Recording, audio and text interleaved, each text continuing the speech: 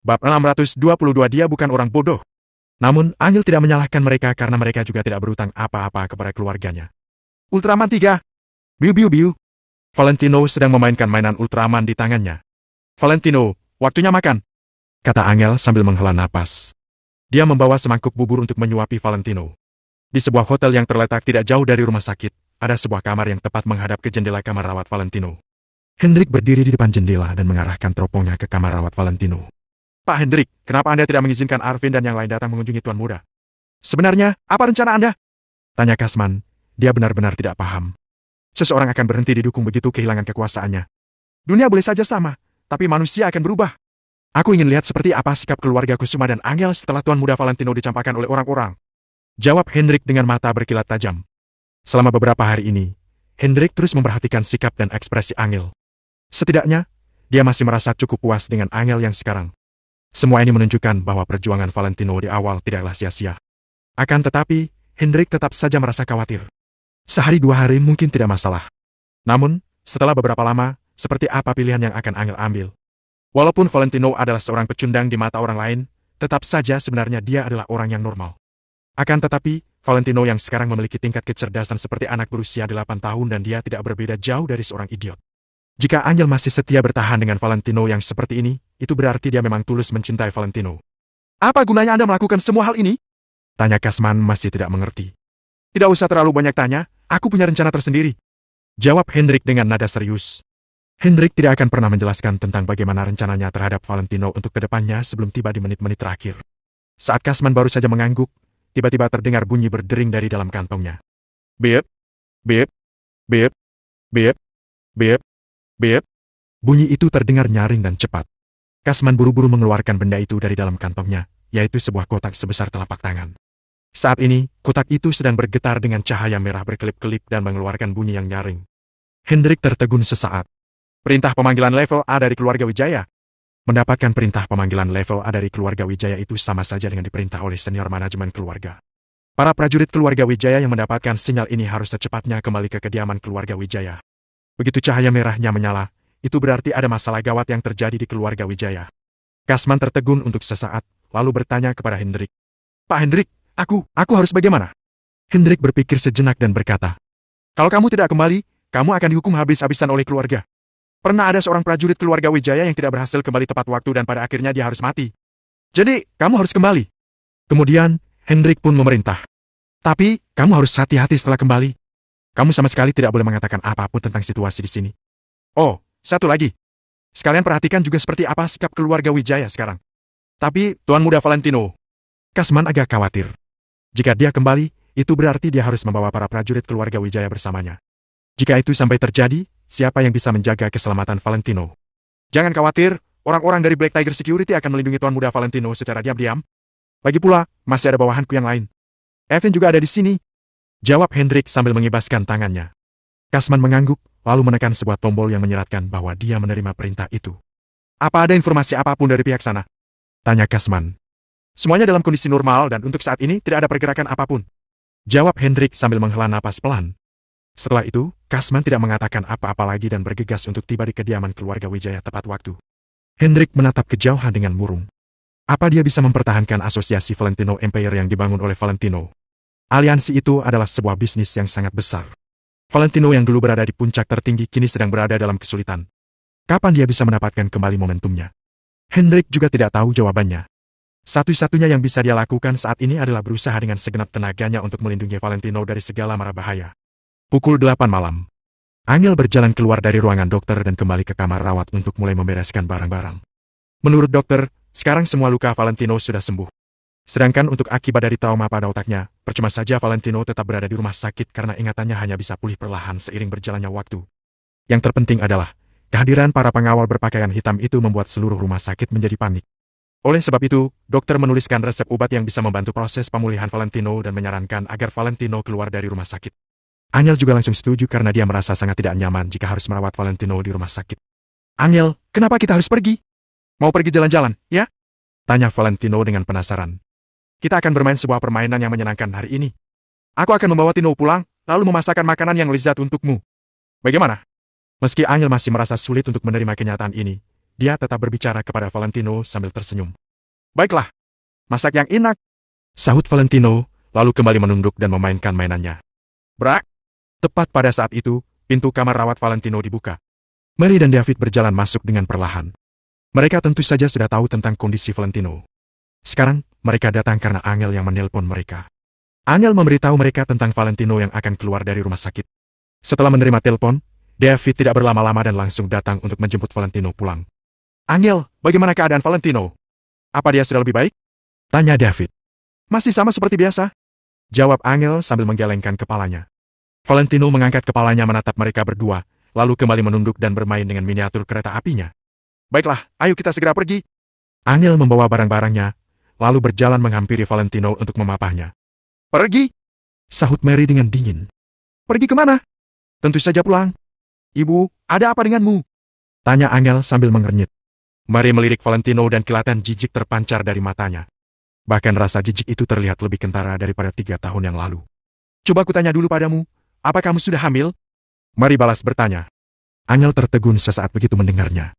Ada sedikit rasa malu yang muncul dalam hatinya karena dia tidak tahu kenapa Mary tiba-tiba bertanya seperti itu. Seharusnya belum, waktu itu aku dan Valentino melakukannya saat aku di masa yang aman. Jawab Angel dengan suara pelan. Mary sontak menghela napas lega begitu mendengarnya dan raut penghinaan di wajahnya terhadap Valentino menjadi lebih jelas. Kalau memang begitu, maka aku akan berterus terang saja. Kamu harus meninggalkan Valentino. Kalian berdua harus bercerai. Aku tidak akan membiarkan putriku menghabiskan hidupnya bersama seorang idiot. Kata Mary tanpa basa-basi. Apa katamu? David menyahut sambil mengernyit. Angel sontak mengangkat kepalanya dan menatap Mary. Valentino tidak idiot. Apa bedanya dia dengan orang bodoh? Dia sudah berusia 20-an, tapi tingkat kecerdasannya sama seperti anak-anak. Apa namanya itu kalau bukan orang idiot? Aku selalu berpikiran dia adalah seorang pecundang sejak 3 tahun lalu, tapi tidak kusangka ternyata justru saat inilah dia menjadi pecundang yang sesungguhnya. Menantu yang masuk ke keluarga istri itu tidak lebih baik dari seekor anjing. Statusnya sebagai menantu yang menumpang hidup itu benar-benar memalukan. Jangan bilang aku sombong, aku tidak akan mengatakan apa-apa kalau dia berguna bagi keluarga kita. Tapi karena sekarang dia benar-benar tidak berguna, aku tidak akan membiarkannya masuk ke rumah kita. Sahut Mary dengan nada yang terdengar sangat dingin. Valentino mengangkat kepalanya sambil termangu, dia menatap semua orang dengan kebingungan. Jangan takut, Tino, kamu tidak perlu takut. Aku akan melindungimu. Kata Angel sambil menepuk-nepuk punggung Valentino dengan pelan. Matanya menatap Mary dengan keras kepala. Bab 623, aku akan terus menemani dia. Valentino bersembunyi di belakang Angel dengan ketakutan sambil menganggukkan kepalanya. Melihat adegan ini membuat Mary semakin mengabaikan Valentino. Bibirnya pun terlihat semakin cemberut. Meskipun 3 tahun lalu Valentino tidak memiliki keahlian apapun, dia tetaplah manusia normal. Paling-paling Mary hanya merasa sedikit jengkel dengan hal itu. Kalau sekarang apa namanya? Idiot. Apakah dia harus membiarkan Angel menghabiskan sisa hidupnya dengan idiot ini? Dengar tidak? Kalian harus cerai. Aku tidak akan pernah membiarkan orang lain mengejekku karena memiliki seorang menantu idiot. Lagi pula kalian baru menikah selama 3 tahun, perasaan apa yang bisa kalian miliki? Bu Karin tetangga kita sudah menikah selama 20 tahun dengan suaminya. Suaminya mengalami penyumbatan otak sehingga jadi setengah lumpuh, bukankah mereka juga bercerai begitu saja? Gil, suami istri itu ibarat burung yang berada di hutan yang sama. Mereka akan terbang secara terpisah ketika terjadi bencana. Hal ini sangat normal. Mary menatap Angel. David mencoba menarik tangan Mary, tetapi Mary langsung menyingkirkan lengannya. Mengapa kamu diam saja? Mary memarahi Angel. Bu, apakah ibu lupa berapa banyak hal yang sudah Valentino lakukan untuk keluarga kita? Dia memberi ayah mobil mewah, dan biarkan kita tinggal di villa, menyembuhkan penyakit nenek. Selama 3 tahun ini dia sudah bekerja keras tanpa pernah membuat perhitungan apapun. Selama 3 tahun bersama keluarga kita, dia tidak pernah melakukan kesalahan apapun. Sekarang dia jatuh sakit, apakah ini salahnya? Lalu kita akan meninggalkan dia begitu saja. Semua ini bukan salahnya. Dia pun tidak mau menjadi seperti ini, dia tidak salah. Kata Angel sambil menahan air matanya. Jangan menangis, Angel. Valentino mengulurkan tangannya, kemudian dia menyentuh wajah Angel dengan lembut. Menjadi idiot adalah kesalahan terbesarnya. Awalnya aku sudah mengubah sikapku terhadapnya, tapi sekarang, salahkan saja nasibnya yang malang. Apa yang kulakukan ini tidak seberapa. Sekarang gimana Hendrik dan orang-orang yang sebelumnya melayani dia? Angel, kamu harus paham, masa Valentino telah usai. Bahkan Hendrik dan yang lainnya pun mengabaikan dia. Apa yang masih ingin kamu pertahankan? Dengarkan Mama, bercerailah dengan Valentino dan jangan biarkan dia menahanmu. Dengan kecantikanmu, kamu bisa menikah lagi sesuka hatimu. Mary membujuk Angel dengan nada bicara yang lebih hangat. Namun, Angel masih tetap kekeh.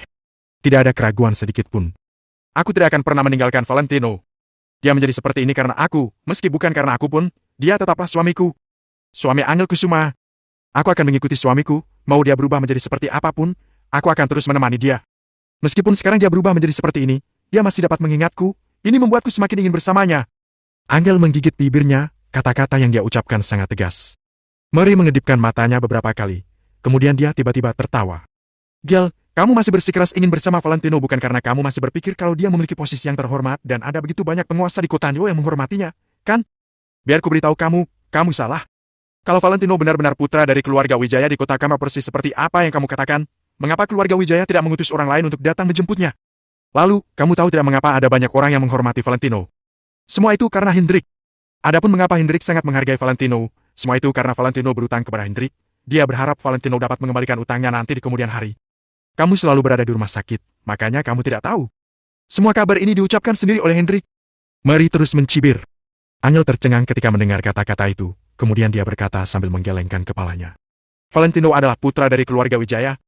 Jika tidak, Direktur Hendrik juga tidak memiliki hak untuk memberikan 100% saham Maple Rain Real Estate padaku. Kalau begitu, anggap saja dia pernah menjadi putra dari keluarga Wijaya. Meski demikian, tetap saja tidak bisa menyembunyikan fakta kalau sekarang dia menjadi idiot. Entah ada berapa banyak putra yang keluarga Wijaya miliki. Apa mungkin mereka akan membiarkan seorang idiot membuat malu keluarga? Nah, jangan naif, dia bahkan tidak bisa menjadikanmu nyonya di keluarga Wijaya. Mary menggelengkan kepalanya. Jangan bicara lagi. Mau dia putra dari keluarga Wijaya atau bukan, mau seperti apapun dia, aku tidak akan meninggalkannya. Angel menjawabnya tanpa ragu. Dasar bodoh! Kamu akan menjadi bahan gunjingan orang karena memiliki suami idiot. Mary kehilangan kesabarannya. David berteriak sambil mengernyitkan alisnya. Sudah, jangan bertengkar lagi. Angel, apakah kamu sudah memutuskan untuk terus bersama Valentino? Tapi kondisinya sekarang. Ayah, jangan bicara lagi. Aku tidak akan meninggalkan dia. Angel masih bersikeras. Baiklah, baiklah. Valentino, pulanglah bersama kami. David menganggukkan kepalanya. David Kusuma, apa katamu? Kamu sengaja cari ribut denganku. Mary tiba-tiba menolehkan kepalanya, kemudian dia berteriak ke arah David. David terdiam sejenak, kemudian dia berkata dengan suara yang pelan. Valentino harus pulang bersama kita. Sepertinya kamu ingin aku tidak pulang ke rumah, ya? Dasar pecundang, biar ku beritahu kamu, aku tidak akan pulang kalau Valentino pulang. Mary yang sudah diambang kemarahan ingin memukul David. Pelak! David tiba-tiba mengangkat tangan dan menampar Mary tepat di wajahnya. Tamparan keras ini membuat Mary mundur sebanyak 3-4 langkah. Aku memang pecundang! Tapi apakah kamu pikir aku takut denganmu? Hari gini suami mana yang takut dengan istrinya? Kamu pikir wanita dapat mengalahkan pria? Seorang wanita bahkan tidak mampu membawa beberapa kilo beras. Kenapa aku harus takut denganmu? Hanya saja kami para pria sangat menyayangi keluarga, kamu harus tahu itu. David berteriak dengan suara yang rendah.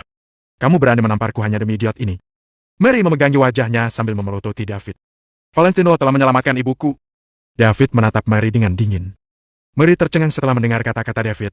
Kemudian dia berkata sambil tersenyum dingin. Aku tidak peduli dengan apa yang telah dia lakukan sebelumnya. Yang aku lihat adalah sekarang. Kamu menamparku, kan? Apa gunanya kamu menamparku? Aku malah semakin tidak ingin membiarkannya masuk ke rumah. Mary terduduk di lantai. Rumah itu masih milik Valentino. David mengatakannya sekali lagi sambil menggertakkan giginya. Aku tidak peduli.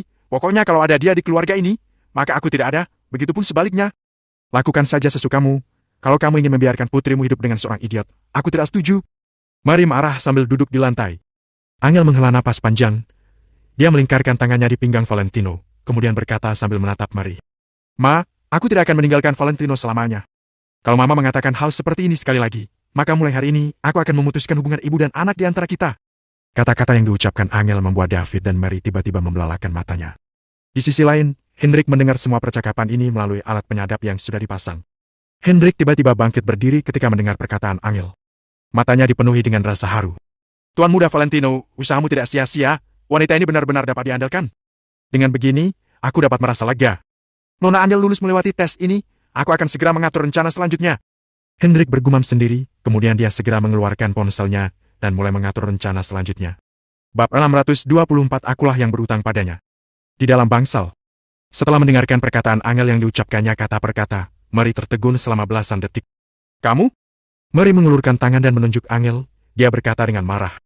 Demi idiot ini kamu ingin memutuskan hubungan ibu dan anak denganku. Valentino bukan orang idiot. Teriak Angel sekali lagi. Jangan bertengkar lagi. Apa kalian belum cukup membuat malu? Kita pulang dulu saja. Kalian bisa bertengkar setelah pulang. Kata David dengan wajah masam. Angel tidak berbicara lagi. Dia meletakkan barang yang ada di tangannya, lalu berjongkok untuk memakaikan Valentino sepatu. Ibu, kalau kamu benar-benar tidak membolehkan kami pulang, kami tidak akan pulang. Kami bisa menyewa rumah di luar atau pergi ke Villa Cloud. Ujar Angel. Angel, kamu baru saja mengambil alih perusahaan. Kalau kamu membawa Valentino di luar sendirian, lalu bagaimana dengan perusahaan? Tanya David sambil mengernyit. Angel menundukkan kepala dan menjawab dengan tegas. Aku tidak mau perusahaan. Berikan saja pada yang mau. Aku hanya mau Valentino. Kamu? Kamu benar-benar membuatku marah.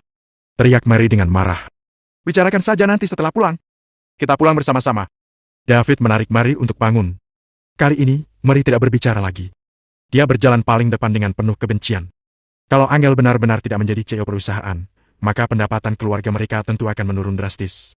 David membawa barang yang sudah dikemas Angel. Angel menarik tangan Valentino dan turun bersama-sama. Di jalan, Valentino melihat sekeliling dengan rasa ingin tahu. Mulutnya terus menggumamkan sesuatu dari waktu ke waktu. Banyak perawat, dokter, bahkan pasien di koridor yang diam-diam membicarakan sesuatu. Mereka mengomentari Angel. Mereka sedikit banyak tahu perihal Valentino. Menurutmu, apa gunanya punya banyak uang? Awalnya, ketika pemuda ini dirawat di rumah sakit, ada lebih dari 100 orang yang menjenguknya. Sekarang, jangankan 100 orang. 1 orang pun tidak ada, semua orang tidak peduli dengannya lagi. Gadis ini cukup baik, dia masih bersedia menemaninya. Tapi kita tidak tahu bagaimana ke depannya. Ke depannya, pasti hidupnya akan sangat menderita kalau bersama dengan orang bodoh seperti itu. Kasihan. Ketika mendengar orang-orang itu berbisik, Angel merasa sangat sedih. Dia tanpa sadar menundukkan kepala, air mata pun mengalir di matanya. Dulu, ketika Angel merasa sedih, dia bisa mengadu pada Valentino. Valentino akan memeluk Angel untuk menenangkannya. Namun sekarang, bagaimana Angel harus mengadu pada Valentino? Dengan IQ Valentino yang hanya berusia 8 tahun, bagaimana dia bisa mengerti hal-hal seperti ini? Angel menundukkan kepala dan berjalan ke depan tanpa berbicara. Setelah beberapa detik berlalu, dia mengusap air matanya dan langsung mengangkat kepalanya. Angel akan menghadapi masalah dengan kepala tegak. Dia menerima semuanya dengan tenang. Angel mengerti bahwa ini adalah jalan yang dipilihnya. Selama Angel membawa Valentino, akan lebih banyak cibiran dan komentar ke depannya. Akan tetapi, Angel tidak mengeluh dan menyesalinya. Ketika memikirkan hal ini, Angel menggenggam tangan Valentino dengan lebih erat. Di bawah, Mary berjalan masuk ke dalam mobil tanpa mengatakan apa-apa dengan perasaan marah. Ada banyak pengawal di sekitar sini sebelumnya. Kemana mereka sekarang? Mary tidak tahan untuk mendengus dingin. Inilah kenyataannya. Tidak peduli kalian menerimanya atau tidak, ini adalah kenyataan. Angel tidak berbicara. Dia membawa Valentino sampai ke dalam mobil, kemudian menutup pintu mobil. David melirik Valentino yang sedang bermain Ultraman melalui kaca spion. Dia menghela napas dan bertanya. Semuanya sudah duduk dengan baik, kan? Kalau sudah, kita pergi sekarang. Mobil melaju perlahan-lahan meninggalkan rumah sakit rakyat kota Neo. Waktu pertama kali mereka tiba, ada ratusan mobil mewah, dan ratusan orang mengawal mereka. Ketika mereka pergi sekarang ini, hanya ada satu mobil ini saja. Hal ini menandakan bahwa orang-orang sudah tidak peduli dengan mereka. Akan tetapi, di tempat yang tidak terlihat oleh Angel, ada banyak pengawal berbaju hitam yang segera menyalakan mobil dan mengikuti mereka diam-diam. Mereka adalah personel yang diutus Hendrik untuk melindungi Valentino diam-diam. Angel, aku akan memberitahu hal buruknya terlebih dahulu. Kalau kamu ingin menyuruhku membantu mengurus Valentino, hal itu tidak mungkin terjadi. Mary mengatakan hal itu ketika mobil baru saja keluar dari rumah sakit. Aku tidak butuh kalian merawat Valentino. Aku sendiri yang akan merawatnya, kata Angel dengan sikap yang tegas. Mary mendengus dingin. Kamu yang merawatnya sendiri? Bagaimana kamu merawatnya sendiri? Apa kamu sudah tidak butuh perusahaan? Apa kamu tidak perlu bekerja lagi? Kalau begitu, aku akan bawa Valentino pergi bekerja juga. Kalian tidak perlu khawatir. Aku juga ingin memberitahu kalian. Kalau kalian menggertak Valentino di belakangku, aku akan segera membawa Valentino meninggalkan rumah. Angel menggigit bibirnya. Setelah bertahun-tahun, ini pertama kalinya Angel berbicara dengan sikap seperti itu kepada Mary. Mary masih ingin mengatakan sesuatu, tapi Angel mendahuluinya. Dia sudah berkorban terlalu banyak untukku. Selama 3 tahun, akulah yang berutang padanya. Sekarang, ketika saatnya membayar utang, aku tidak akan lari. Ketika mendengar perkataan Angel, mulut Mary bergerak, tapi pada akhirnya dia tidak mengatakan apa-apa. Setelah Angel mengatakan hal ini, suasana menjadi sepi, tidak ada lagi yang berbicara di dalam mobil. Valentino juga sangat tenang, dia bermain tanpa membuat keributan. Angel menghela napas dalam hatinya. Dia meraih satu tangan Valentino dengan lembut dan meletakkannya di pahanya, lalu menolehkan kepala dan melihat keluar. Di malam yang gelap, lampu di toko-toko yang ada di kedua sisi jalan menyala pada saat ini. Pejalan kaki di trotoar tertawa dan berbicara sambil melihat pemandangan di sepanjang jalan. Lampu kendaraan yang lalu lalang di jalan terlihat gemerlap. Semuanya sama seperti biasa. Pesta ulang tahun yang menggemparkan kota beberapa hari yang lalu tampak berlalu dengan cepat seperti kilat. Akan tetapi, entah sampai kapan, hari itu akan membekas dengan sangat dalam di dalam benak Angel. Kenapa lampu jalan di bagian ini rusak? Waktu kita datang masih baik-baik saja. Tiba-tiba, David bergumam pada dirinya sendiri, kata-katanya memotong lamunan Angel. Entah sejak kapan, David sudah berbelok ke jalan terpencil yang hampir tidak ada lampunya. David mau tidak mau menyalakan lampu jauh. Untungnya lampu Bentley Malsen sangat terang, jadi tidak terlalu memengaruhi perjalanan. Angel, aku takut. Valentino yang sedang bermain tiba-tiba mengangkat kepalanya dan melihat keluar jendela, kemudian dia buru-buru menyandarkan tubuhnya ke arah Angel. Tidak apa-apa, tidak apa-apa, jangan takut. Tino anak baik. Angel langsung memeluk Valentino. Dia juga membelalakan matanya dan melihat keluar jendela. Mary mendengus dingin lagi. Benar-benar tidak berguna. Entah sejak kapan, bulan yang ada di langit perlahan-lahan bersembunyi di balik awan. Awan gelap pun menutupi bulan. Tiba-tiba sebuah perasaan tidak nyaman muncul di hati Angel, tapi dia tidak bisa menjelaskannya. Ayah, cepat lewati jalan ini, kata Angel sambil menjulurkan kepalanya. Baiklah. David mengiyakan, dia menginjak pedal gas untuk mempercepat laju mobil. Akan tetapi, ketika baru saja mengemudi selama belasan detik, David tiba-tiba menginjak rem, tubuh orang-orang yang ada di dalam mobil pun terguncang. Valentino memeluk Angel dengan erat, seperti binatang kecil yang ketakutan. Dia menatap sekeliling dengan mata terbelalak. Angel buru-buru bertanya, "Ada apa, ayah? Ada yang janggal di depan." David melihat ke depan sambil mengernyit. Dia berbicara dengan sedikit gugup. Mary dan Angel juga melihat ke depan ketika mendengar kata-kata itu. Mereka melihat di tengah jalan di depan ada 4 pria kekar berbaju hitam yang sedang membakar sesuatu. Api menyala di tengah jalan, pijar api tidak berhenti berterbangan. Keempat pria berpakaian hitam itu memegang setumpuk barang di tangan mereka dan terus melemparkannya ke dalam api. Mereka sedang membakar uang kertas, gumam David dengan terkejut. Bab 625 kesialan bertubi-tubi. Kehadiran keempat orang itu ditambah dengan 2 mobil di sebelah mereka membuat jalanan tidak bisa dilewati. David ragu sejenak. Dia pun bersiap memutar balik mobil. Namun saat ini, beberapa orang berpakaian hitam perlahan berdiri dan melihat ke arahnya. Kenapa? Sudah bakar uang kertas dan sekarang mau pergi. Kalau begitu, bukankah uang yang kami antarkan terbuang percuma? Salah seorang dari mereka maju sambil tersenyum jahat. David langsung melihat ada yang tidak beres. Karena itu, dia segera menaikkan kaca mobilnya dan bersiap memutar balik mobil kembali ke jalan semula. Tiba-tiba, muncul cahaya lampu mobil dari belakang. Belasan orang berpakaian hitam turun. Mobil yang mereka bawa membuat mobil David tidak bisa bergerak kemana-mana. Habis sudah. Mereka pasti musuh Valentino. Sudah kubilang, sudahlah seorang idiot, Valentino juga selalu menjadi sumber masalah. Ketika melihat Valentino kehilangan kekuasaan, orang-orang yang pernah dia singgung mulai berdatangan untuk balas dendam. Angel, kalau memang kamu pintar, kamu pasti tahu apa yang harus dilakukan. Wajah Mary pucat, bibirnya bergetar. Angel juga terkejut melihat pemandangan di depannya. Dia hanya diam tanpa mengucapkan apa-apa, sementara tangan kanannya menggenggam erat tangan Valentino. David, buka pintunya! Serahkan Valentino pada mereka. Mereka pasti menginginkan Valentino. Asalkan kita menyerahkan Valentino, kita bisa lepas dari mereka, kata Mary sambil memegang lengan David. Mary, kamu jangan bicara sembarangan. David menghempaskan tangan Mary, wajahnya masam. Kamu bodoh. Kalau kita tidak menyerahkan Valentino, keluarga kita juga akan kena, teriak Mary. Angel berkata dengan dingin. Ayah, buka pintunya. Aku dan Valentino akan turun. Kamu bilang apa? Mary terbelalak. Tanpa mengatakan apa-apa, David menurunkan kaca mobil. David sebenarnya adalah seorang penakut. Namun, laki-laki yang diandalkan sudah seperti ini. Kini, hanya David satu-satunya pria di keluarga mereka. Sebagai kepala keluarga, David harus memikul tanggung jawab keluarganya. Selama ini, Valentino yang melakukannya. Sekarang gilirannya. Kalian mau apa? Tanya David. Hei.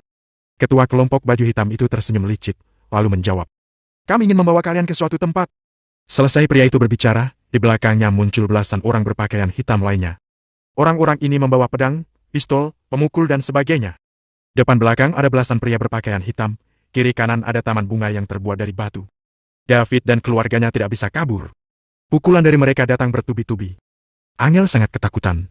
Turunlah! Aku antar kalian ke sana, kata ketua kelompok itu sambil tersenyum dingin. Bem, bem, bem. Tepat pada saat itu, terdengar suara mesin mobil dari belakang. David dan keluarganya tertegun, mereka pun menoleh ke belakang. Ada 7-8 mobil hitam melaju dengan kecepatan tinggi ke arah mereka bagaikan harimau yang berburu mangsa di malam hari. Walaupun di depan mereka ada mobil lain, mobil-mobil itu tidak menurunkan kecepatan mereka. Tidak hanya tidak menurunkan kecepatan, mereka bahkan menginjak pedal gas semakin dalam. Mobil melaju bagaikan anak panah yang ditembakkan. Bu! Keratak! Krak! Berbagai macam suara yang memekakan telinga terdengar berturut-turut. Terjadi kecelakaan besar di jalan tersebut. Kedelapan mobil tadi terus melaju ke depan, lalu mengelilingi mobil David. Pintu mobil pertama terbuka. Ethan turun sambil membawa sebuah pedang. Begitu turun, dia meludah ke tanah. Semua turun! Lindungi Tuan Valentino! Teriak Ethan. Bang! Bang! Bang! Pintu mobil lainnya terbuka. Puluhan orang dari Black Tiger Security turun dari mobil. Angel, Mary dan David tercengang melihat ini. Bukankah Eri, Arvin dan yang lainnya tidak peduli lagi pada Valentino? Tapi kenapa Ethan masih melindunginya? Puluhan orang dari Black Tiger Security ini turun sambil membawa pedang yang bersinar-sinar. Pandangan mereka tertuju pada orang berpakaian hitam di kedua sisi mobil David. Akan tetapi, pria yang memimpin kelompok baju hitam itu tidak kelihatan terkejut ataupun takut saat melihat kedatangan Ethan dan rombongannya. Tentara abal-abalan kota Neo. Kalian bukan apa-apa. Kuberi kalian kesempatan. Tinggalkan tempat ini dalam waktu 1 menit, maka aku akan melepaskan kalian. Tapi kalau tidak, kalian semua akan kuantar ke liang kubur. Kata pria itu sambil tersenyum dingin. Ethan meludah ke tanah. Aku telah melewati berbagai macam perkelahian, tapi aku masih hidup hingga saat ini. Seharusnya, kalianlah yang takut padaku. Selesai berbicara, Ethan mengangkat pedangnya dan menyerbu ke depan. Kuhabisi kalian semua. Ethan berteriak sambil mengangkat pedangnya dan mulai menyerang. Beberapa dari mereka tetap tinggal untuk menjaga Valentino serta keluarganya. Sementara yang lain ikut menyerang kelompok baju hitam tersebut.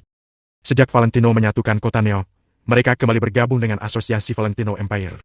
Tidak ada yang berani macam-macam dengan aliansi ini selama beberapa waktu, makanya mereka jarang melakukan penyerangan.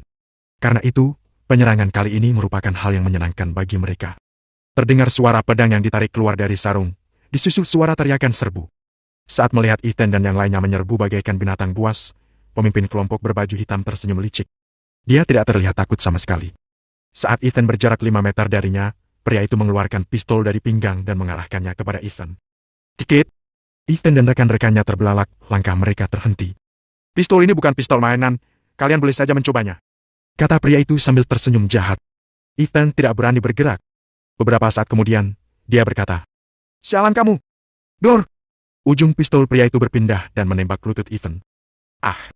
Ethan berteriak, lalu terduduk di tanah sambil memegang lututnya. Beberapa rekannya yang juga berasal dari Black Tiger Security tertegun. Wajah mereka ketakutan. Mereka tidak berani bertindak gegabah saat menghadapi senjata api. Tinggalkan tempat ini atau mati. Silakan pilih. Kata pria berpakaian hitam itu kepada para pemuda di depannya. Para pemuda itu meneguk ludah. Pada akhirnya, mereka menjatuhkan senjata masing-masing dan berlari pergi. Mereka bukan tentara keluarga Wijaya. Mana mungkin mereka begitu setia terhadap Valentino. Sialan kalian! Jangan pergi! Teriak Ethan. Namun, tidak ada yang menuruti perintahnya. Mereka semua kabur meninggalkan tempat itu. Ethan sangat ketakutan, tapi dirinya lebih setia terhadap Valentino daripada rekan-rekannya tadi. Karena kamu begitu setia terhadap Valentino, aku akan mengikutimu ke neraka. Kata pria berpakaian hitam sambil tersenyum jahat memperlihatkan gigi-giginya yang putih. Pistol diarahkannya pada kepala Ethan. Ya, jangan! Pinta Ethan, wajahnya pucat pasi. Dor! Tiba-tiba, terdengar suara tembakan. Suara teriakan terdengar dari antara kelompok berbaju hitam. Bab 626 sembunyi. Orang-orang berbaju hitam itu berteriak sambil memegang pergelangan yang terluka. Pistol yang ada di tangan mereka pun terjatuh. Reaksi Ethan sangat cepat. Dia langsung memungut pistol tersebut. Setelah itu, dia membalikan tubuhnya dan menembaki kelompok orang tersebut, kemudian langsung bersembunyi di antara pot-pot tanaman. Diiringi suara mesin yang keras, beberapa mobil sedang menuju kemari. Hendrik menurunkan jendela mobil, pistol yang ada di tangannya masih mengepulkan asap. Dia memang sudah lama tidak beraksi seperti ini, tapi kemampuannya yang sudah mendarah daging itu tidak pernah hilang dari dirinya. Begitu melihat Hendrik dan yang lainnya datang, orang-orang berbaju hitam itu segera memicingkan mata mereka. Hendrik dan yang lainnya telah membawa tekanan yang sangat besar bagi mereka. Mobil seketika berhenti, Evan turun dari mobil dengan ekspresi dingin, di belakangnya ada belasan pria kekar berbaju hitam. Kasman telah membawa seluruh prajurit keluarga Wijaya, jadi saat ini bala bantuan mereka tidak cukup banyak. Kasman hanya bisa diam-diam meninggalkan sebuah pistol mitrailleur. Kalau dia meninggalkan lebih banyak, takutnya keluarga Wijaya akan mengetahuinya. Akan tetapi, kehebatan para prajurit keluarga Wijaya tidak bisa dibandingkan dengan orang biasa. Kerak! Di tangan Evan ada sebuah pistol mitrailleur. Dia tanpa ragu menggokang penutup pistol dan langsung menarik pelatuk. Peluru-peluru tersebut seketika melesat keluar. Dor! Pistol mitrailleur itu terus menyemburkan percikan api. Evan tidak akan berbelas kasihan terhadap orang-orang yang menginginkan nyawa Valentino. Peluru tidak mengenal target. Siapapun yang terkena peluru, maka orang itu yang harus mati. Sementara puluhan pria berbaju hitam itu juga ikut mengeluarkan pistol dan menembak ke arah Evan. David, Mary dan Angel yang sedang duduk di dalam mobil sontak membelalakan mata mereka, jantung mereka sedang berdebar kencang. Biasanya kejadian tembak-menembak seperti ini hanya bisa mereka saksikan di televisi. Akan tetapi, sekarang malah sedang terjadi di depan mata mereka. Bahkan ada peluru tersasar hingga menembak mobil dan membuat mereka ketakutan. Angel, apa yang sedang terjadi di luar? Tino takut. Valentino segera memeluk pinggang Angel dengan erat. Tubuh Valentino sampai bergetar hebat karena terlalu ketakutan. Tino, jangan takut. Di luar sana ada yang menyalakan petasan. Sebentar lagi sudah akan selesai. Kok? Sebentar lagi, ya? Angel segera menghibur Valentino. Kak Evan, mereka juga ada pistol. Tampaknya mereka sudah mempersiapkan diri untuk kita. Kalian bawa Tuan Muda Valentino pergi dulu, biar kami yang menjaga dari belakang. Salah satu pemuda yang dibawa Evan berguling ke samping Evan untuk melapor situasi. Hendrik dan Evan tahu hal ini tidak bisa ditunda terlalu lama, jadi mereka segera menyerahkan pistol mereka ke orang di samping. Jangan lupa dengan rencana kita.